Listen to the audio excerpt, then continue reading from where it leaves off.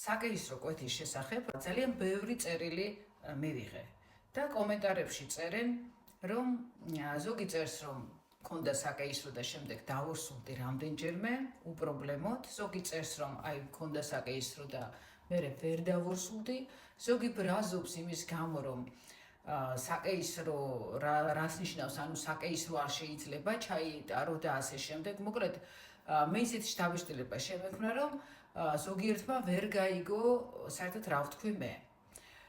საქმე იმაშია, რომ საკეისროს მერე, ისევე როგორც ნებისმიერი ოპერაციის მერე, რომელიც კეთდება მუცლის გაჭრით და არა ლაპარასკოპიით, წარმოიქმნება შეხორცებები.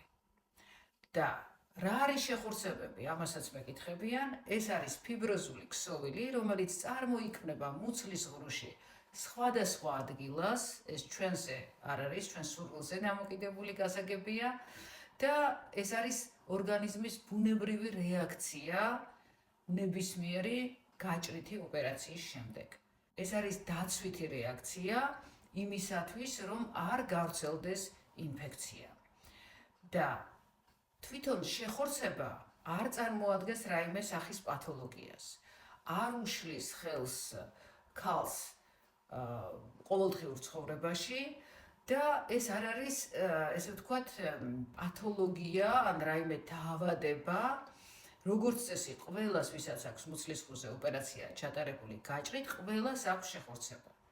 მაგრამ ზოგიერთ შემთხვევაში, თუ ეს შეხორცება განლაგდა საკვერცხესთან, ან მილთან, ან მილში, საშვილოსნოს მილში, მან შეიძლება პრობლემა წარმოქმნას დაორსულების. რატომ? იმიტომ რომ როცა კვერცხუჯრედი გამოდის საკვერცხიდან, ის შედის მილში, იმისათვის რომ სპერმატოზოიდმა გაანაყოფიეროს და თუ აქ არის აი ამ გზაზე, რომელსაც გაივლის კვერცხუჯრედი არის შეხორცებები, მას შესაძლოა გაუჭირდეს მილში მოხვედრა და თუ მილი არის დახურული, თავისთავად ის ვერ შევა მილში და სპერმატოზოიდს ვერ შეხვდება.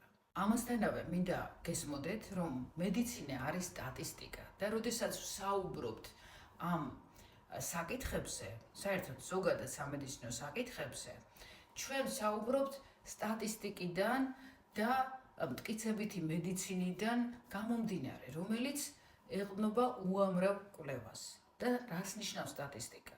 იმას, რომ თუ ტარდება, აი ამ შემთხვევაში რას ნიშნავს აგიხსნით, თუ ტარდება გაჭრითი ოპერაცია, იმ ქალებში შედარებით მაღალია რისკი შვილოსნობის პრობლემის განვითარების, ვიდრე იმ ქალებში, რომელთაც ეს ოპერაცია არ ჩაუტარებიათ. განა არ შეიძლება უშვილობა განუვითარდეს იმ ქალს, რომელსაც არ ჩაუტარებია საკეისრო. რასაკვირველია შეიძლება, იმიტომ რომ უშვილობის მიზეზი შეიძლება იყოს კიდევ ბევრი სხვა ფაქტორი. ისევე როგორც შეიძლება ჩაიტარო 2, 3 და 4 საკეისრო და მაინც არ შეგექმნას უშვილობის პრობლემა. ეხლა რაც შეეხება იმ საკითხს. აი მაგალითად, საკეისრო ჩატარდა გაჭრითი ოპერაცია და ამის შემდეგ აღარ ორსულდები წელიწადზე მეტი დროის განმავლობაში მიუხედავად რეგულარული დაუცველი სქესობრივი კონტაქტისა. როგორც წესი, საკეისროს მერე გარკვეული პერიოდი ორსულობის დაგეგმვა არ არის სასურველი, ხოლო იმის შემდეგ თუ დაგეგმე და 1 წელზე მეტი გავიდა, მაშინ სადამე ეს არის მეორადი უშვილობა. შესაძლებელია თუ არა ამის მკურნალობა?